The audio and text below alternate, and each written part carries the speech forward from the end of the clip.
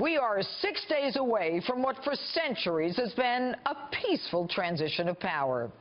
Yet our democracy has never been in greater danger.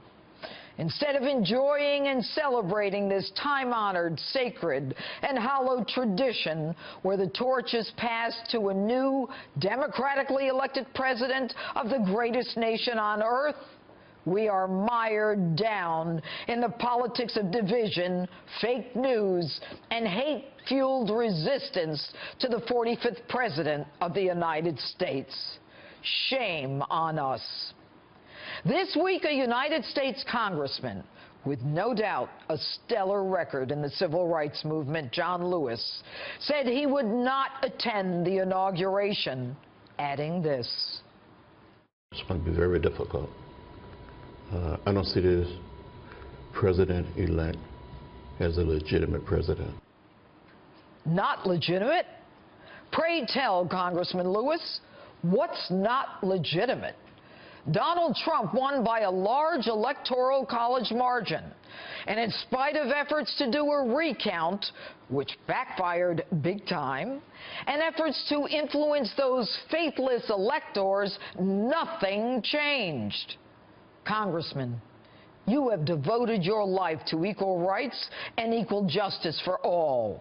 You have been rewarded with a seat in America's most exalted House of Representatives. Likewise, Donald Trump has been rewarded with a seat in America's White House. Are you not a part of our democracy? Do you not want a peaceful transition of power? Did you not take an oath to support the Constitution, including Article 2 that created the Electoral College?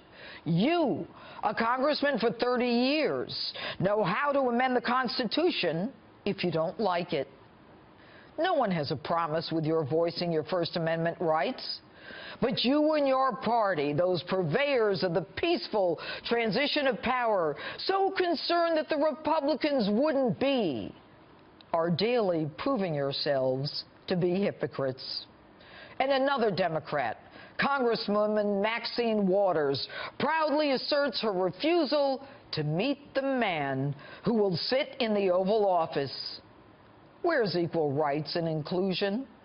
Where's doing your job for the people who elected you? And as for those liberal Hollywood leftists in need of a lobotomy, like Rosie O'Donnell, they are straight-up communists. Rosie supports imposing martial law, delaying the inauguration until Trump is cleared of all charges. Rosie, I know you. I don't have a problem with you. But martial law? Are you nuts? Do you even know what martial law is? It's when the military takes over when we're invaded and we're at war. And by the way, Trump isn't charged with anything. And for him to be cleared, there'd have to be a trial. Ain't no trials happening, Rosie, during martial law. And on a personal level, Rosie, you would hate it. There would be curfews and checkpoints. There'd be tanks in the streets. And no, you couldn't call an Uber tank for a quick latte at your local Starbucks. Your tweet is stupid. Since when does the left want the military to take over? And a little primer, Rosie, when they do, people like you, who call for the overthrow of the president, meet a firing squad.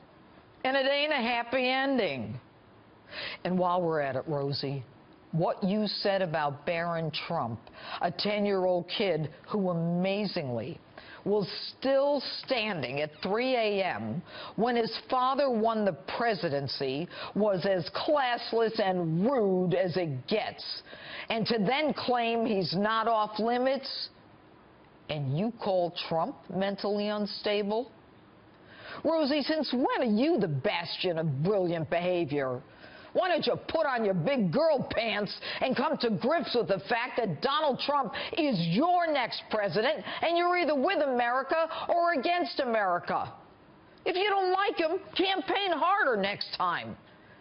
And let this be a wake-up call to you and your Hollywood friends that you don't speak for America. And by the way, isn't Hollywood supposed to be inclusive and accepting of the views of people who don't look or talk or act like them?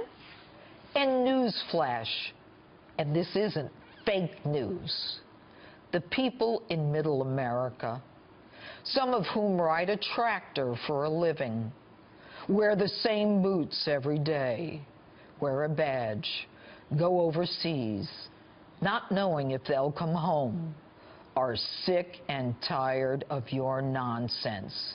You know, the silent and forgotten men and women of America who rose up against you bozos and your candidate. It's about time you accepted them and respected them for their hard work, sacrifice, and yes, even their investment in your movies, TV shows, and records.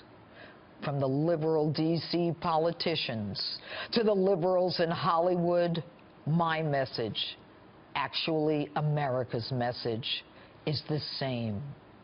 You lost, we won. Swallow your pride, get in line, stop thinking you're so damn important that the world has to stop and listen to your revolutionary nonsense. Your candidate just didn't cut the mustard. Donald J. Trump is the president for the next 4 years. Deal with it. And that's my open. Tell me what you think on my Facebook page or Twitter. #Judge Jeanine.